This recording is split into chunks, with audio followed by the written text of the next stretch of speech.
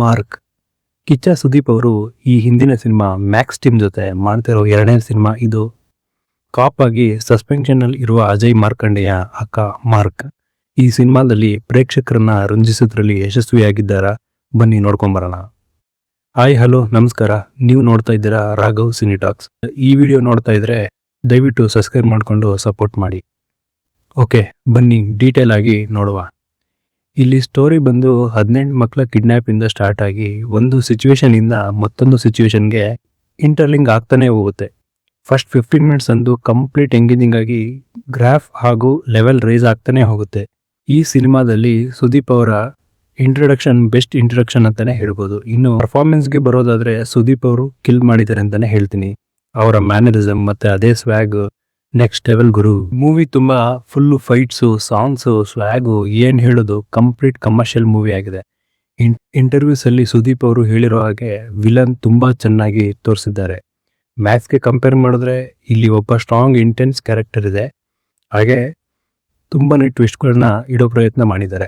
ಆದ್ರೆ ಟ್ವಿಸ್ಟ್ಗಳು ಈಸಿಯಾಗಿ ಗೊತ್ತಾಗ್ಬಿಡುತ್ತೆ. ನೆಕ್ಸ್ಟ್ ಏನಾಗ್ಬೋದು ಅಂತೇಳಿ ಎಲ್ಲರೂ ಈಸಿಯಾಗಿ ಗೆಸ್ ಮಾಡ್ಬೋದು.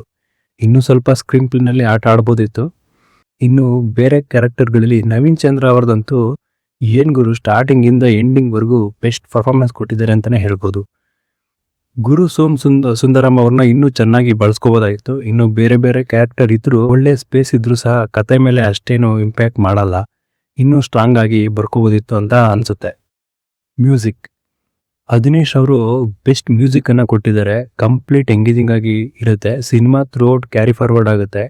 ಸೊ ಅವ್ರ ಮೈ ಮೇಲೆ ದೇವ್ರು ಬಂದಿದ್ದೇನೋ ಅನ್ನೋದ್ ರೀತಿ ಲಾಸ್ಟ್ ಸೀಕ್ವೆನ್ಸ್ ಅಲ್ಲಂತೂ BGM ನ ಕೊಟ್ಟಿದ್ದಾರೆ. ಮತ್ತೆ ಪ್ರೊಡಕ್ಷನ್ ಅಲ್ಲಂತೂ ಏನು ಕೊರತೆ ಇಲ್ಲ. ತುಂಬಾ ರಿಯಲಿಸ್ಟಿಕ್ ಆಗಿ ಸಿನಿಮಾ ಮೂಡ್ ಬಂದಿದೆ. ಆಶ್ಚರ್ಯ ಅಂತಂದ್ರೆ ಜಸ್ಟ್ 8 ಮಂತ್ ಅಲ್ಲಿ ಇಷ್ಟೊಂದು ಡಿಫ್ರೆಂಟ್ ಲೊಕೇಶನ್ ನಲ್ಲಿ ಹೇಗೆ ಸಿನಿಮಾ ಶೂಟ್ ಮಾಡಿದ್ದಾರೆ ಅನ್ನೋದು ಗುರು. ಅದು ಇಷ್ಟು ಒಳ್ಳೆ ಕ್ವಾಲಿಟಿನಲ್ಲಿ ಗ್ರೇಟ್. ಎಡಿಟಿಂಗ್ ಚೆನ್ನಾಗಿದೆ. ಮೂವಿ ತುಂಬಾ ಫಾಸ್ಟ್ ಆಗಿ ಹೋಗುತ್ತೆ, ಎಲ್ಲೂ ಲ್ಯಾಗ್ ಆಗಲ್ಲ. ಪ್ರತಿಯೊಂದು ಸೀನ್ ನಲ್ಲೂ ತುಂಬಾ ಡೀಟೇಲ್ ನ ಕೊಡೋದಕ್ಕೆ ಪ್ರಯತ್ನ ಮಾಡಿದ್ದಾರೆ. ಒಳ್ಳೆ ಸ್ಕ್ರೀನ್ ಪ್ಲೇ ಇದೆ. ಅದೇ ವಿಜಯ್ ಅವರ ಪ್ಲಸ್ ಪಾಯಿಂಟ್ ಆಗಿದೆ. ಇನ್ನು ನೆಗೆಟಿವ್ಸ್ ಕಡೆ ಬಂದ್ರೆ ಇಂಟರ್ವಲ್ ಆದ್ಮೇಲೆ ಸಿನಿಮಾ ತುಂಬಾ ನಾರ್ಮಲ್ ಆಗಿ ಹೋಗುತ್ತೆ ಅನ್ಸುತ್ತೆ. ಮತ್ತದೇ ಮ್ಯಾಕ್ಸ್ ಮೂವಿ ತರನೇ ತುಂಬಾ ಸೀನ್ಸ್ ಕಾಪಿ ಮಾಡಿದ್ದಾರೆ. ಎಂಗೇಜಿಂಗ್ ಆಗಿದ್ರು ನಮ್ಗೆ ಕನೆಕ್ಟ್ ಆಗಲ್ಲ. ಸ್ಕ್ರೀನ್ ಪ್ಲೇ ಚೆನ್ನಾಗಿದೆ, ಆದ್ರೆ ಸ್ಟೋರಿ ಸ್ಟ್ರಾಂಗ್ ಆಗಿ ಬರ್ದಿಲ್ಲ. ಇಲ್ಲಿ ಹೀರೋ ಏನು ಕಷ್ಟನೇ ಆಗಲ್ಲ. ಅವ್ರು ಏನ್ ಅನ್ಕೊಂತಾರೋ ಅದು ತುಂಬಾ ಈಸಿಯಾಗಿ ಆಗೋಗ್ಬಿಡುತ್ತೆ. ಆದ್ರಿಂದ ಜನರ ಮೇಲೆ ಇಂಪ್ಯಾಕ್ಟ್ ಮಾಡಲ್ಲ. ಪರ್ಪಸ್ ಇರಲ್ಲ, ತುಂಬಾ ಫ್ಲಾಟ್ ಆಗಿ ತಗೊಂಡು ಹೋಗುತ್ತೆ. ನನ್ನ ಪ್ರಕಾರ ಇದೊಂದು ಡೀಸೆಂಟ್ ವಾಚ್ ಅಂತ ಹೇಳ್ತೀನಿ. ಎಂಗೇಜಿಂಗ್ ಆಗಿರುತ್ತೆ, ಆದ್ರೆ ಕನೆಕ್ಟ್ ಆಗಲ್ಲ. ರೈಟಿಂಗ್ ಸ್ಟ್ರಾಂಗ್ ಇರಬೇಕಿತ್ತು ಅನಿಸ್ತು. ಸೊ ಇದು ನನ್ನ ರಿವ್ಯೂ ಆಗಿದೆ. ಈ ಸಿನಿಮಾ ನೋಡಿದ್ರೆ ನಿಮ್ಗೆ ಹೇಗೆ ಅನ್ನಿಸ್ತು ಅಂತ ಕಮೆಂಟ್ ಮಾಡಿ. Signing off Raghav.